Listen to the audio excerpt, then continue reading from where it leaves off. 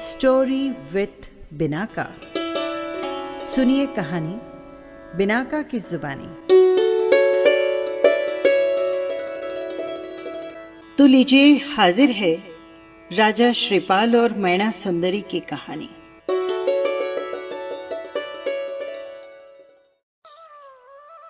एक समय की बात है, चंपानगर राज्य पर राजा सिंहरथ का शासन था, जिनकी रानी थी कमल प्रभा। उन्होंने एक पुत्र को जन्म दिया, जिसका नाम रखा गया श्रीपाल। जब श्रीपाल 5 वर्ष का था, तब उसके पिता की मृत्यु हो गई। राजा सिंहरथ के महत्वाकांक्षी भाई अजित सेन ने इस अवसर का लाभ उठाया और राजगद्दी हथिया ली, और राजा के रूप में अपनी स्थिति सुरक्षित रखने के लिए वो श्रीपाल से छुटकारा पाना चाहता था, यानी उसे मार देना चाहता था। जब कमल प्रभा को अजित सेन की शातिर योजना का पता चला, तो वो अपने बेटे के साथ चंपानगर से भाग गई। उसके भागने के बारे में जानने पर अजित सेन ने अपने विश्वस्त सैनिकों को उसका पीछा करने भेजा। जब सैनिक करीब पहुंचे, तो मां को समझ में नहीं आया कि अपने बेटे को कैसे बचाया जाए। तभी उसने देखा कि कोड़ियों का एक समूह उस तरफ आ रहा है, और हताश होकर उसने अपने बेटे को उनके पास छुपा लेने की उनसे विनती की। कोड़ियों ने रानी को चेतावनी दी कि उनके बेटे को उनसे कोढ़ की बीमारी हो सकती है। हालांकि अगर वो अपने बेटे को बचाना चाहती भी, तो उसके पास कोई विकल्प नहीं था। इसलिए रानी ने बहुत भारी मन से अपने बेटे को कोढ़ियों के हवाले कर दिया। श्रीपाल बड़ा होकर बहुत साहसी और सुंदर हुआ। कोढ़ियों की बस्ती के लोग उसे बहुत प्यार करने लगे और श्रीपाल का बहुत ख्याल रखने लगे। लेकिन कुछ समय बाद श्रीपाल को भी कुष्ठ रोग ने घेर लिया। जब वो युवा हुआ, तो लोगों ने उसे अपना नेता बना लिया और उसका नाम रखा उमर राणा। उमर राणा के नेतृत्व में उनका समूह जगह जगह घूमता रहा, और एक दिन घूमते घूमते मालवा क्षेत्र की राजधानी उज्जैनी नगरी में आ पहुंचा। उन दिनों वहां पर राजा प्रजापाल का शासन था। उनकी रानी थी रूप सुंदरी, और 2 बुद्धिमान और सुंदर बेटियां थी, सुर सुंदरी और मैना सुंदरी। राजा अपनी दोनों ही राजकुमारियों से बहुत प्यार करता था। राजा ने उनके लिए कला और शिल्प में प्रशिक्षण के लिए पर्याप्त व्यवस्था की, जिसमें राजकुमारियों ने समय के साथ महारत हासिल कर ली। एक दिन की बात है, राजा ने उनके ज्ञान की परीक्षा लेने का फैसला किया, और उन्होंने अपनी राजकुमारियों को सभा भवन में बुलाया। उन्होंने सुर सुंदरी से कई सवाल पूछे, जिसके उसने संतोषजनक जवाब दिए। अंत में राजा ने उससे पूछा कि उसे अपने सभी कौशल और सुख सुविधाएं किसकी कृपा से मिली है। सुर सुंदरी पिता कर्मी यानी बाप कर्मी थी। उसने विनम्रता से उत्तर दिया, ये सब मुझे राजा आप ही की कृपा से मिला है। उसके उत्तर से प्रसन्न होकर राजा ने उसे उचित पुरस्कार देने का फैसला किया। फिर उसने मैना सुंदरी से कई सवाल पूछे। मैना ने उन सभी प्रश्नों के संतोषजनक उत्तर दिए। अंत में राजा ने उससे भी वही प्रश्न पूछा जो उसने सुर सुंदरी से पूछा था। उसे उम्मीद थी कि मैना भी वैसा ही उत्तर देगी और इस तरह से उसे प्रसन्न कर देगी। हालांकि मैना को धर्म और धर्म दर्शन पर पूरा भरोसा था, जिसका उसने लंबे समय तक अध्ययन भी किया था। उसका दृढ़ विश्वास था कि उसे जो कुछ मिला है वो उसके कर्मों का परिणाम है। उसने अतीत में अच्छे कर्म किए होंगे, जिसके परिणाम स्वरूप वो सुखी परिस्थितियों में जी रही है। यदि उसके पास वो कर्म नहीं होते, तो कोई भी उसे सुख नहीं दे सकता था। इसलिए उसने उत्तर दिया, हे पिता, महान राजा, आपको सादर प्रणाम। आप मुझे जो भी सुख प्रदान करते हैं, वो केवल मेरे पुण्य कर्मों के कारण ही है। हर किसी को उसके कर्म के कारण जो भी कुछ उसके भाग्य में लिखा हो वही मिलता है। आप स्वयं कुछ भी ला या दे नहीं सकते, इसीलिए जो कुछ भी मिला था वो सब उसके कर्मों का फल था। उसने अवश्य ही अतीत में अच्छे कर्म किए होंगे, जिसके परिणाम स्वरूप वो सुखी परिस्थितियों से गुजर रही है। यदि उसके पास वो कर्म नहीं होते तो कोई भी उसे सुख नहीं दे सकता था। अप्रत्याशित उत्तर सुनकर राजा क्रोधित हो गए। उसने बार बार उससे पूछा कि इस बात पर पुनः विचार करे कि उसकी उदारता के बिना उसे कैसे ये सब कुछ प्राप्त हो सकता है। मैना ने उत्तर दिया कि उसकी पुत्री के रूप में जन्म लेने से लेकर उसकी वर्तमान स्थिति तक सब कुछ केवल उसके अच्छे या बुरे कर्मों का ही परिणाम है और कोई भी इसमें कोई अंतर नहीं कर सकता। राजा उसकी अप्रत्याशित दृढ़ता से क्रोधित हो गए।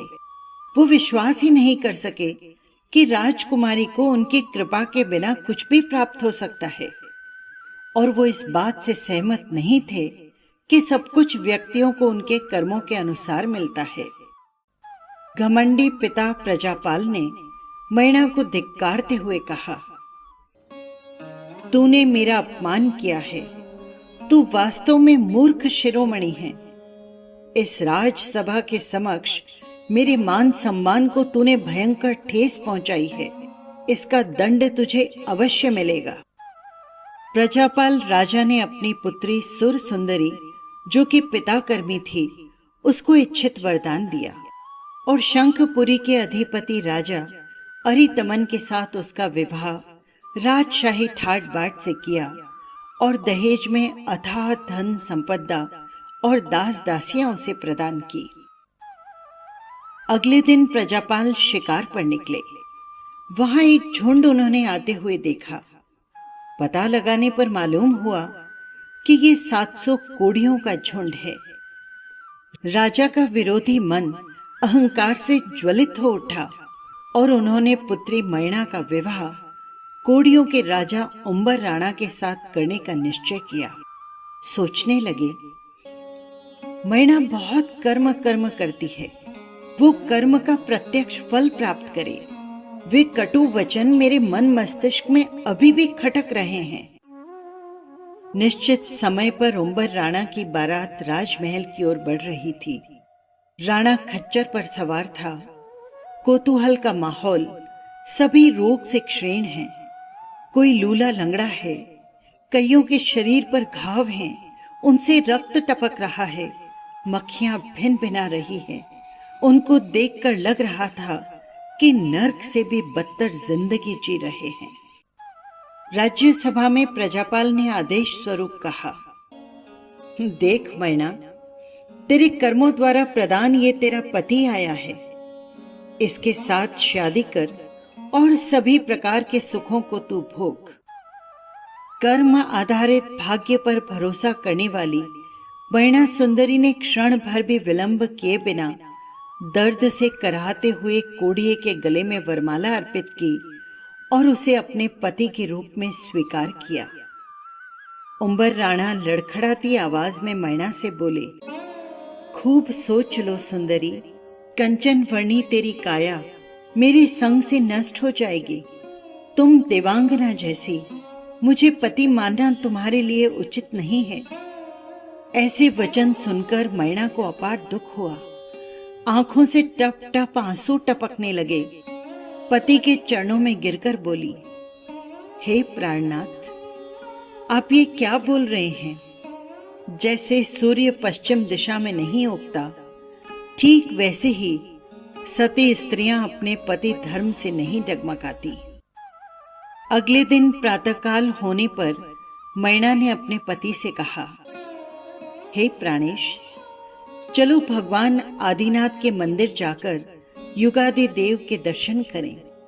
ऋषभ देव प्रभु के दर्शन करने से दुख और क्लेश का नाश होता है।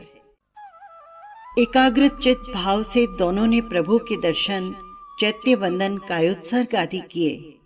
मैना प्रभु से प्रार्थना करने लगी, हे प्रभु, आप जगत में चिंतामणि रत्न के समान हैं, मोक्ष प्रदान करने वाले हैं। शरण में आए इस सेवक के आप ही आधार हैं। हमारे दुख दुर्भाग्य को दूर कीजिए। जिनेश्वर का वंदन पूजन कर मैना ने पतिदेव से कहा, प्राणनाथ, पास ही में पौषधशाला है, वहां गुरु भगवंत विराजमान हैं और वे देशना दे रहे हैं। हम भी धर्म देशना का श्रवण करें।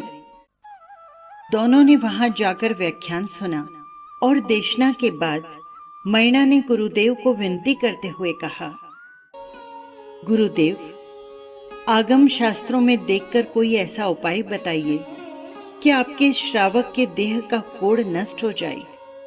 तब आचार्य बोले, श्राविके, यंत्र तंत्र जड़ी बूटी मणि मंत्र औषधि का उपचार बताना जैन साधुओं का आचार नहीं है। फिर गुरुदेव ने आगम देखकर कहा, मैना, श्री सिद्ध चक्र जी के पट की स्थापना कर 9 पद की आराधना और ध्यान पूजन करें। ये तब आसोज शुक्ल सप्तमी को आरंभ कर 9 आंबिल करें। इसी तरह चैत्र शुक्ला सप्तमी से भी 9 दिन आंबिल करें। कुल 4.5 वर्ष तक अर्थात 9 ओली जी की आराधना कपट माया दंभ रहित शुद्ध भक्ति भाव के साथ करें। इस तप की विशुद्ध आराधना से रोग दुख दुर्भाग्य सभी शांत हो जाते हैं। पूजन के पश्चात पक्षाल लगाने से 18 प्रकार के कोढ़ रोगों का नाश होता है। गुमड़े और घाव भी अच्छे हो जाते हैं। विविध प्रकार की पीड़ा वेदना सभी दूर हो जाते हैं। मन वचन काया को संयम रखकर शुद्ध उच्चारण से 9 पद को समर्पित भाव से धर्म ध्यान और आराधना करें। इससे सभी प्रकार की वेदनाएं दूर होकर इस भव और पर भव में भी मन वांछित सिद्धियां हासिल होती है। जिन गुरु मणिचंद्र सुरीश्वर जी ने मैना को श्री सिद्ध चक्र जी का यंत्र बनाकर दिया और संपूर्ण विधि समझाकर इस शुभ आशीष स्वरूप वाक्षेप प्रदान किया, दोनों ने वहीं रहकर गुरुदेव के निश्रा में 9 पद जी का पूजन, आंबिल तप और क्रिया सभी गुरु की आज्ञा अनुसार विधिवत 9 दिन तक पूर्ण किया। आंबिल के प्रथम दिन से सकारात्मक परिणाम, 9वें दिन की आराधना पूर्ण होते होते उम्बर राणा के सभी तरह के रोग नष्ट होकर राणा ने एक तेजस्वी कांतिमय राजकुमार श्रीपाल का रूप फिर से धारण कर लिया। ये उनके द्वारा पूर्व भाव की गलतियों का और उसी भाव में आत्मिक पश्चाताप और इस भाव में शुद्ध भाव से जिन शासन के 9 रत्नों की आराधना का ही नतीजा था। वर्षों से इंतजार करती श्रीपाल की माता का दिल उन्हें देखकर इतना प्रफुल्लित हुआ जैसे उसे संसार के ही नहीं स्वर्ग के भी सभी सुख मिल गए हों। दोनों ने माँ के चरण स्पर्श किए। माँ ने करुणामयी आशीर्वाद दिया और जिन वाणी के मार्गदर्शन को शाश्वत बताते हुए तहे दिल से बहू का आभार व्यक्त किया। बहू ने भी खुशी के आंसुओं के साथ माता जी के दोबारा चरण स्पर्श किए। भवों भवों से जिन शासन की आराधना में रहे इस जोड़े ने अपने 700 कोढ़ी साथियों को भी 9 पद आराधना तप विधि पूर्वक करवाकर उनका भी रोग दूर कर उन्हें निरोगी बना दिया। एक बार की बात है, जब वे दोनों मंदिर में थे, रानी रूप सुंदरी ने उन्हें देखा। वो उन्हें यूं देखकर हैरान रह गई कि उनकी बेटी उस कोढ़ी के बजाय जिसके साथ उन्होंने विवाह किया था किसी दूसरे सुंदर व्यक्ति के साथ है। मैना ने अपनी माँ की चिंता को समझा और जो कुछ हुआ था उसे विस्तार से बताया। ये सुनकर रूप सुंदरी अत्यंत प्रसन्न हुई। उसने राजा से जाकर कहा कि मैना का कर्म के सिद्धांत पर दृढ़ विश्वास बिल्कुल सही साबित हुआ है। राजा को अब सच्चाई का एहसास हुआ और अपने दिल की गहराई से वो अपनी प्यारी बेटी के जीवन में दुख लाने के लिए स्वयं को कोसने लगा। अब वो बहुत खुश हो गया और अपनी बेटी और दामाद को अपने साथ महल में रहने के लिए आमंत्रित किया। श्रीपाल की असली पहचान सबके सामने आ गई। एक बार एक शाही जुलूस निकला जिसमें श्रीपाल अपने ससुर के साथ हाथी पर बैठे थे। जुलूस के दौरान किसी ने श्रीपाल की ओर उंगली उठाकर पूछा कि ये कौन है। उस व्यक्ति ने उत्तर दिया कि ये राजा के दामाद हैं। ये सुना तो श्रीपाल को बहुत दुख हुआ कि उसे उसके ससुर के नाम से पहचाना जा रहा है। उसे लगा कि व्यक्ति को अपने प्रयासों से प्रसिद्धि मिलनी चाहिए, किसी रिश्तेदार के साथ और संबंध से नहीं। इसलिए उसने मैना और राजा से अनुमति ली और एक दिन शुभ मुहूर्त पर अकेले ही निकल पड़ा। उन्होंने दूर दूर तक यात्राएं की और अपने सामने आने वाली कठिनाइयों का डट कर सामना किया, लेकिन उस दौरान भी उन्होंने नौपत के प्रति अपनी भक्ति नहीं छोड़ी। नतीजा ये हुआ कि वे सभी कठिनाइयों से सफलतापूर्वक बच गए। उस समय की परंपरा के अनुसार उन्होंने कई राजकुमारियों के साथ विवाह किया और बहुत सारा धन और अनुयायी जुटाए। अंततः उन सब से सुसज्जित होकर वो वापस लौट आए और उज्जैनी के बाहर डेरा डाला। उसकी सेना इतनी बड़ी थी कि उसने नगर को लगभग घेर लिया था। राजा प्रजापाल ने सोचा कि कोई शत्रु बड़ी सेना लेकर उज्जैनी को जीतने आया है, लेकिन जब वो शिविर में पहुंचा तो अपने दामाद को देखकर बहुत प्रसन्न हुआ। श्रीपाल ने नगर में प्रवेश किया, जहां उसका भव्य स्वागत किया गया। उसकी मां और मैना उत्सुकता के साथ उसके आगमन की प्रतीक्षा कर रही थी। उसे देखकर दोनों बहुत प्रसन्न हुई। श्रीपाल ने मैना के साथ, जो उसे सबसे प्रिय थी, कुछ समय खुशी खुशी बिताया। फिर उसने चंपानगर के अपने मूल राज्य को पुनः प्राप्त करने का निर्णय कर लिया। उसने अपने चाचा अजित सेन को संदेश भेजा कि वो राजगद्दी को छोड़ दे, जिसे बचपन में उसने छीन लिया था। हालांकि अजित सेन इतना अभिमानी था कि वो उसे छोड़ने के लिए तैयार नहीं था। इसलिए श्रीपाल ने अपनी विशाल सेना के साथ चंपानगर पर आक्रमण कर दिया। अजित सेन ने उसके साथ युद्ध किया, लेकिन उसकी सेना श्रीपाल की सेना का मुकाबला नहीं कर सकी। युद्ध में अजित सेन को पकड़ लिया गया और चंपानगर पर राजा श्रीपाल का अधिकार हो गया। श्रीपाल ने अपने चाचा को कैद नहीं किया, उसे कैद से मुक्त कर दिया और अपना शेष जीवन चंपानगर के राजा के रूप में अपनी सभी पत्नियों के साथ बिताने लगा। वर्षों के उपरांत मैना के पिता राजा प्रजापाल ने महाकाल राजा के स्वागत में कार्यक्रम रखा। उसने श्रीपाल राजा और अपनी पुत्री मैना को भी बुलाया। कार्यक्रम में नृत्य रखा गया और उसके लिए नृत्यांगनाएं भी बुलाई गई। नृत्य की शुरुआत हुई। मुख्य नृत्यांगना को पहचान लिया गया। अशुभ कर्म करने और उनके उदय से वो नृत्यांगना मैना की बहन सुरसुंदरी निकली। जब सभी को ये पता चला कि वो सुरसुंदरी है, सुरसुंदरी बहन मैना के पैरों में गिरकर बहुत रोई और अपनी पूरी व्यथा बताई कि किस तरह वो बिककर वेश्यालय पहुंची। अकथनीय कष्टों को भुगता मैना ने उसे सांत्वना दी और अपने घर ले गई। सुरसुंदरी ने भी पश्चाताप करते हुए स्वकर्म को स्वीकार किया और जिन धर्म की आराधना करने लगी। बस यही थी कहानी। आपको कैसी लगी कमेंट बॉक्स में जरूर लिखिएगा। और हाँ, यदि आपने चैनल को सब्सक्राइब नहीं किया है तो कर लीजिएगा, जिससे हर कहानी सीधे पहुंच सके आप तक। फिर मिलेंगे किसी नई कहानी के साथ। जय जिनेंद्र।